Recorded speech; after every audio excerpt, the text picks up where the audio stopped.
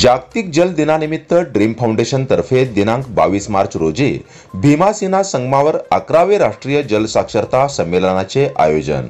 जागतिक जल वन व हवामान दिनाचे औचित्य साधून ड्रीम फाउंडेशन तर्फे 22 मार्च रोजी दक्षिण सोलापूर तालुक्यातील हत्तरसंग कुडल येथील भीमा व सीना नदीच्या पवित्र संगमावर वसलेल्या ऐतिहासिक श्री संगमेश्वर मंदिर येथील निसर्गरम्य परिसरात 11वे राष्ट्रीय जल साक्षरता संमेलनाचे आयोजन केले असल्याचे संयोजक काशीनाथ भदगुणगी यांनी सांगितले। या संमेलनात जलजागृतीतून जनजागृती यासाठी जलनियोजन, जलप्रदूषण व त्यावर उपाय, कमी पाण्यातील शेती व बदलते हवामान व त्याचे होणारे दुष्परिणाम यावर मान्यवरांचे मार्गदर्शन होणार आहे।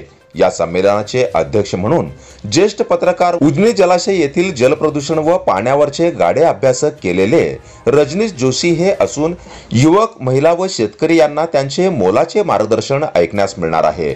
शुक्रवारी सकाळी 8 वाजता भीमा व सीना संगमावर जलपूजन अतिरिक्त मुख्य कार्यकारी अधिकारी जिल्हा परिषद सोलापूर माननीय संदीप कोहिनकर व सामाजिक कार्यकर्ते नागेंद्र कोगनोरे यांच्या हस्ते होणार असून जलसाक्षरता संमेलन उद्घाटन दक्षिणचे तहसीलदार किरण जमदाडे व वरिष्ठ पोलीस निरीक्षक प्रशांत हुल्ले, उद्योजक शिवानंद पाटील, डॉक्टर चंदगुंडा हविनाळे, कृषी अधीक्षक दत्तात्रय गावसाने आदी मान्यवरांच्या उपस्थितीमध्ये होणार असून या संमेलनात अनिल पाटील, जलतज्ञ शाहीर रमेश खाडे, अभियंता डॉक्टर व्यंकटेश मेहतन, प्राध्यापक शिवाजी पवार, निखिल मोरे यांचे मार्गदर्शन होणार आहे। औद्योगिक प्रशिक्षण संस्था मुलींचे NSS विभाग आणि श्री संगमेश्वर प्रशाला व ग.रा. चितळे प्रशाला येथील विद्यार्थी व शेतकरी बांधव मोठ्या संख्येने संमेलनात सहभागी होणार आहेत।